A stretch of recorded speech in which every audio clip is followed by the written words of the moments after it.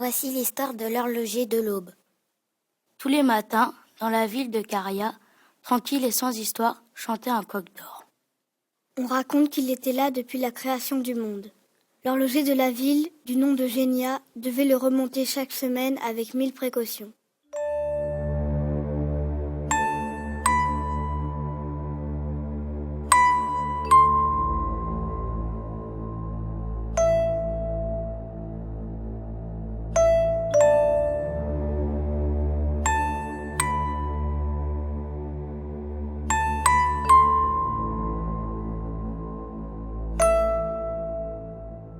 Tout allait bien dans cette ville jusqu'au jour où un dénommé Morlin voulut prendre le pouvoir, soi-disant pour le bien des habitants de Caria. Il fit des discours à la population, mais petit à petit, ses mots devinrent plus durs. Un jour, Valia, la jeune voisine de l'horloger, arriva dans son atelier en larmes. Son fiancé venait d'être fusillé par les soldats de Morlin pour avoir osé dire qu'il n'était pas d'accord avec ses opinions.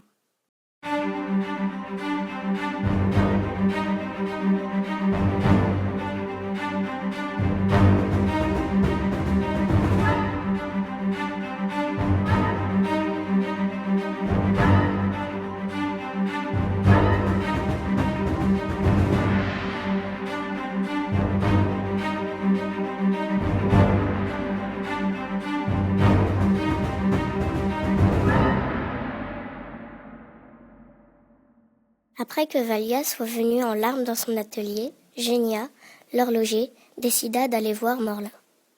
Il osa lui dire que ce qu'il avait fait au fiancé de Valia n'était pas bien. Pour le punir, Morlin ordonna à ses gardes de tirer sur son coq, qui vola en éclats depuis le clocher.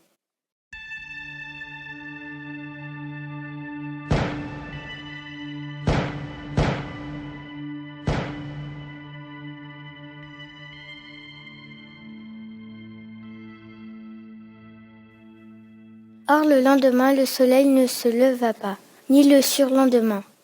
La population commença à s'inquiéter de cette nuit perpétuelle. Morlin organisa un couvre-feu et tous les soirs, Génia, sans se faire repérer par les gardes, cherchait les rouages éparpillés de son coq.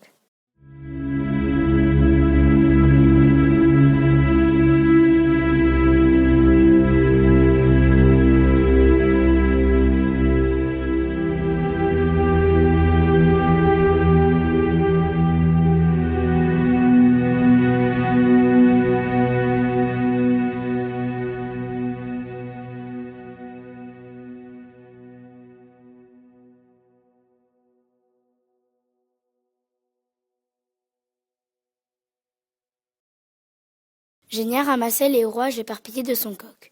Un garde le vit et il prit peur.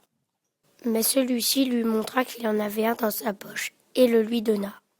Peu de temps après, Valia se maria avec Vanio, le frère de l'homme qui avait été fusillé. Quelques jours plus tard, Valia vint toquer à la porte de l'atelier de Génia. Elle le trouva mort, certainement de faim. Vanio, le nouveau mari de Valia, dit qu'il fallait jeter le corps dans le fleuve et que personne ne s'en apercevrait. Vanio décida de réparer le coq toutes les nuits dans le plus grand secret et sans le révéler à sa femme. Quand elle découvrit ce que faisait son mari, elle fut fière. Fière que quelqu'un reprenne le flambeau. Ainsi, toutes les nuits, Vanio essayait, avec toutes les difficultés du monde, de poursuivre l'œuvre de Génia.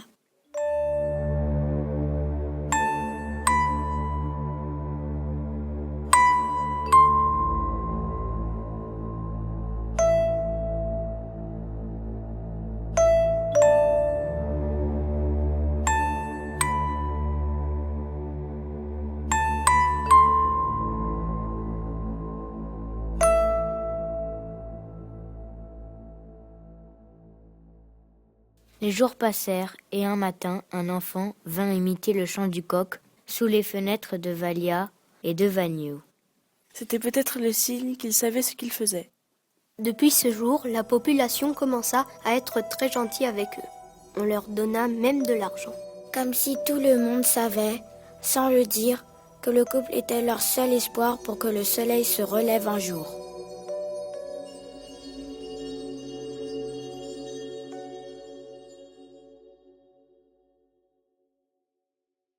Les citoyens de Caria se cotisaient pour que Valia et Vagno continuent à construire le coq d'or. Ils étaient tellement contents qu'il leur arrivait de faire des cocoricots quand les gardes étaient un peu loin. Or, un jour, Valia ne tint plus sa langue. Elle raconta à une confidente que le coq était presque terminé. Un espion de Morlin entendit la conversation et alla immédiatement le dire au tyran. Morlin arriva près de l'atelier avec ses gardes. Il entra, vit le coq d'or et ordonna de le détruire. Ils le mirent en miettes à coups de matraque.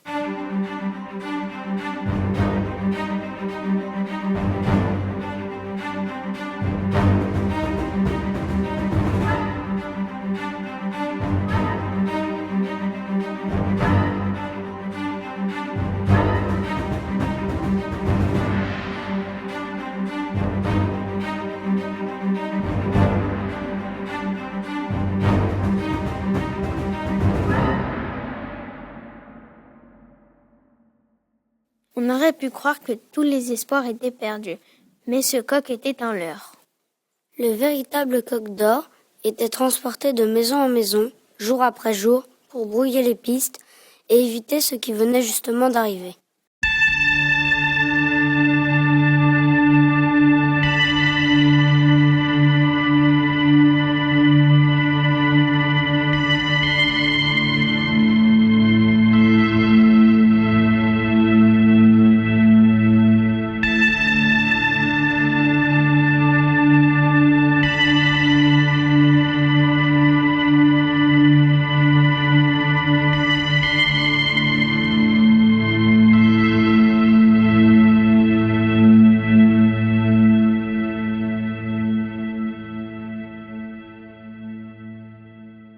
Le garçon réapparut et demanda à Vagno quand il comptait installer le coq en haut du clocher. Vagno lui répondit qu'avec les gardes, il ne voyait vraiment pas comment faire, d'autant qu'il aurait besoin d'1 heure pour l'installer. Le jeune garçon repartit gaiement en lui disant qu'il savait comment s'occuper des gardes.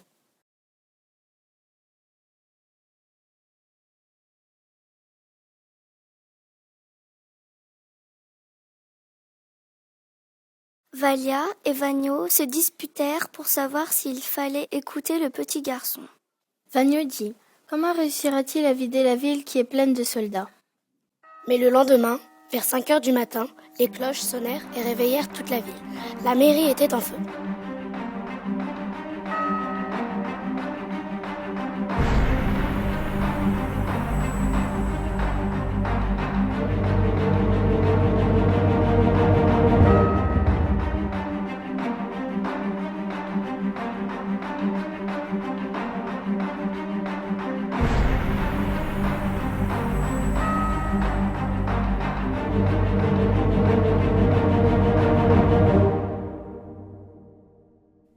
Tous les soldats coururent vers la mairie et Vagno se dit que c'était le moment d'aller installer son coq d'or. Pendant ce temps, les soldats virent le petit garçon et dirent « À mort, fripouille, c'est toi qui as mis le feu à la mairie !»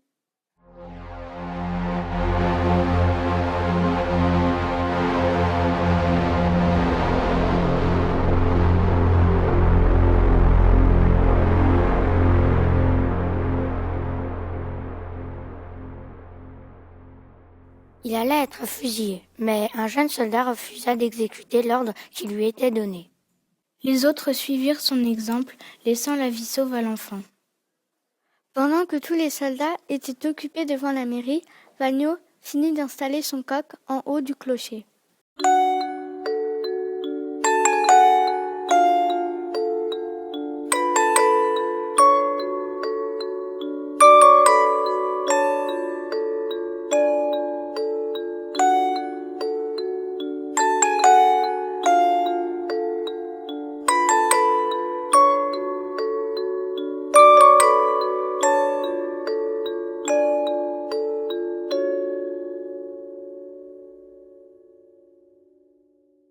Vers 6 heures du matin, il se mit à chanter, d'une façon merveilleuse. Le soleil réapparut. Tout le monde fut ébloui et il n'y eut plus trace de Morlin.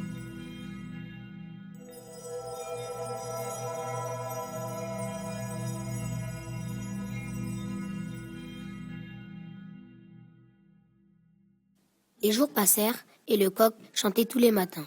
Comme il fallait élire un nouveau maire, Vagno se présenta. Mais sa voix intérieure lui dit de rentrer chez lui. Sa place n'était pas ici. Elle dit à Vagno: fabrique un coq de rechange au cas où un autre malheur arriverait dans notre belle ville de Caria.